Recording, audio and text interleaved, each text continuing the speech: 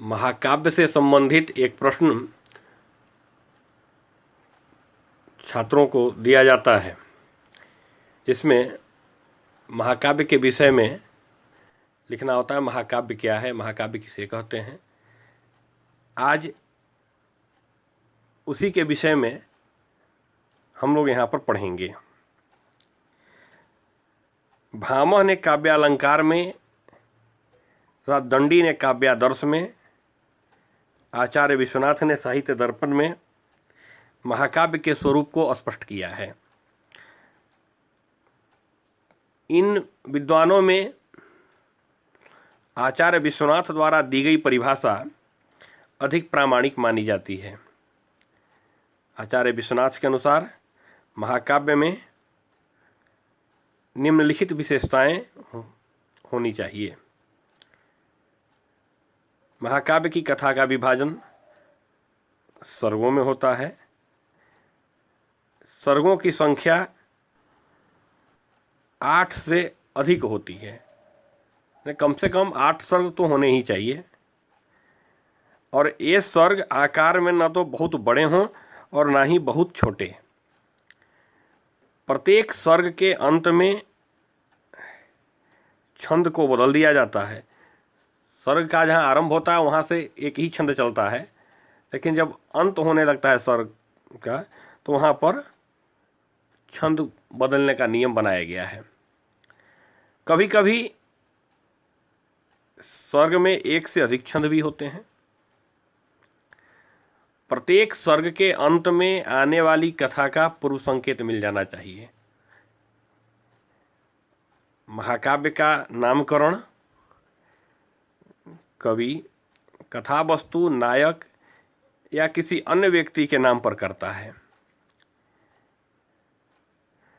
सर्गों के नाम भी सर्ग की कहानी के आधार पर होते हैं।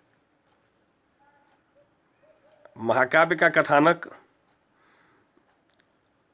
अधिकांशतः ऐतिहासिक होता है, और यदि ऐतिहासिक न हो तो किसी सज्जन व्यक्ति से संबंध रखने वाला होना चाहिए। महाकाव्य के आरंभ में नमस्कार, आशीर्वचन तथा मंगलाचरण होना चाहिए। महाकाव्य में धर्म, अर्थ, काम, मोक्ष, इन 4 पुरुषार्थों में से कोई एक फल के रूप में अनिवार्य है। इसका नायक अर्थात महाकाव्य का नायक कोई देवता या धीरोदात्त गुणों से युक्त कोई उच्च कुलोत्पन्न क्षत्रिय होना चाहिए। एक ही वंश में उत्पन्न अनेक राजा भी इसके नायक हो सकते हैं। महाकाव्य में श्रृंगार, वीर तथा शांत रसों में से किसी एक रस की प्रधानता होनी चाहिए, और अन्य रस जो हैं इसके पोषक होने चाहिए। महाकाव्य अनेक प्रकार के वर्णनों से मंडित होना चाहिए, जैसे सूर्योदय, सूर्यास्त, चंद्रोदय, रात्रि, प्रदोष, अंधकार, मृगया, ऋतुमेय, वन, समुद्र, स्वर्ग, यज्ञ आदि। ये सब चीज़ों का वर्णन महाकाव्य के अंतर्गत होना आवश्यक है। संस्कृत साहित्य में महाकाव्यों की एक समृद्ध परंपरा रही है। संस्कृत के प्रसिद्ध महाकाव्यकार कालिदास,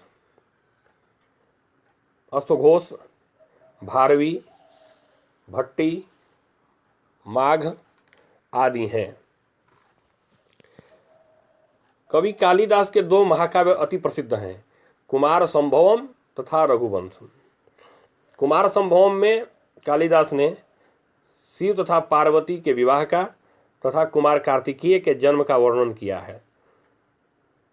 कुमार संभवम में सर्गों की संख्या 17 है, लेकिन विद्वानों में कुछ मतभेद है इस विषय में। कुछ विद्वानों के अनुसार इसके 8 सर्ग जो है, पहले के जो 8 सर्ग है वह कालिदास प्रणीत हैं, अन्य किसी दूसरे के द्वारा रचित हैं। और दूसरा जो महाकाव्य है रघुवंशम, वह 19 सर्गों का है। और इस महाकाव्य में दिलीप, रघु, अज, दशरथ, राम, कुश आदि के जीवन का विस्तृत वर्णन मिलता है। दिलीप की गोसेवा, रघु का दिग्विजय, इंदुमती का स्वयंवर आदि इस महाकाव्य के प्रसिद्ध अंश हैं।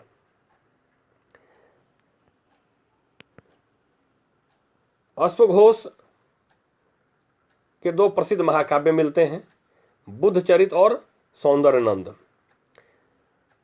वर्तमान समय में बुद्धचरित 14 सर्गों में उपलब्ध है। इसमें भगवान बुद्ध के जीवन तथा उनके उपदेशों का विस्तृत वर्णन है। सौंदर्यनंद में 18 सर्ग हैं। इसमें बुद्ध के सौतेले भाई नंद तथा सुंदरी की प्रणय गाथा का विस्तृत वर्णन मिलता है। अश्वघोष के दोनों महाकाव्यों में वैदर्भी रीति का प्रयोग किया गया है। उन्होंने काव्य का प्रयोग बौद्ध धर्म के प्रचार के उद्देश्य से किया है।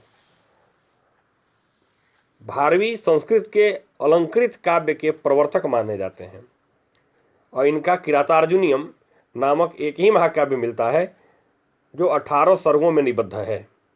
इसमें किरात वेशधारी शिव तथा अर्जुन की कथा का वर्णन है और यह महाकाव्य अर्थ गौरव के लिए विशेष प्रसिद्ध है। इसीलिए कहा गया है कि भारवेर अर्थ गौरवम। धन्यवाद।